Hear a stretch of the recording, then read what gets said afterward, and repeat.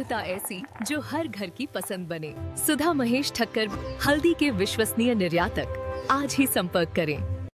होली पर dry fruit के भाव सुधार जानने के लिए अजय एस्ट्रो मनी गुरु पर जाएं।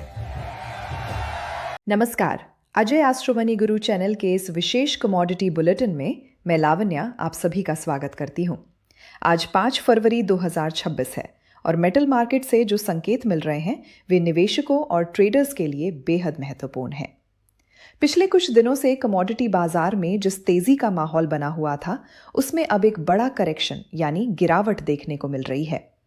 बाजार की हलचल की शुरुआत कीमती धातुओं से हुई, जहां सबसे पहले सोना और चांदी की कीमतों में कमजोरी आई।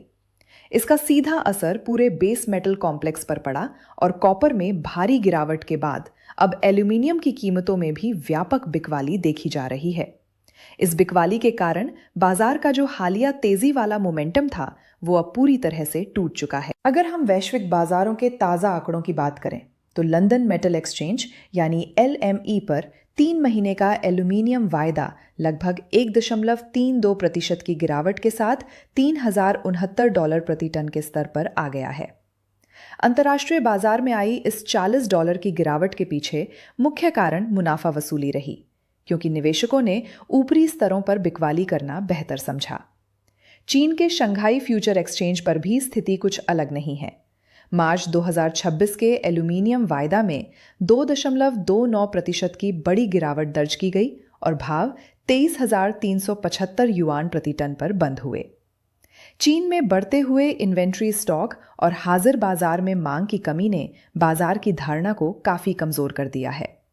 इसी का अनुसरण करते हुए भारतीय वायदा बाजार यानी MCX पर भी फरवरी एल्यूमिनियम करीब 308 रुपये 90 पैसे प्रति किलो के स्तर पर आ गया है, जहां निवेशकों ने घरेलू बाजार में काफी सतर्कता दिखाई। चाइना के फंडामेंटल संकेतों पर गौर करें तो पता चलता है कि वहां पाइपलाइन स्टॉक में भारी वृद्धि हुई है।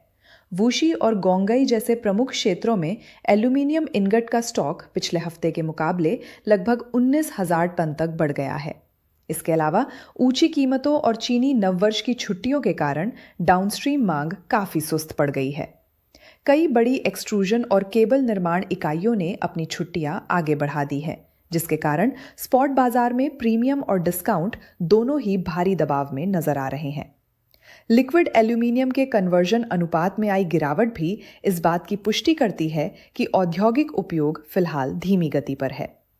सप्लाई यानी आपूर्ति पक्ष को देखें तो चीन के स्मेल्टर और इंडोनेशिया की नई एल्यूमिनियम परियोजनाएं अब पूरी क्षमता के साथ काम कर रही हैं। बाजार में दैनिक औसत उत्पादन में लगातार बढ़ोतरी हो रही है, जिससे मांग कम होने के बावजूद सप्लाई का दबाव बना हुआ है।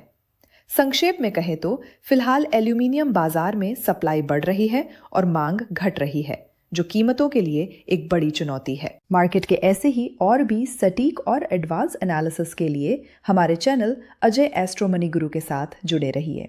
मैं लावण्या आपसे विदा लेती हूँ। धन्यवाद। साफ मसाले, खुशबू और प्योर झाग, टेस्ट से भर दे हर जुबान पे स्वाद। एवरीडे मसाले, देश का स्वाद।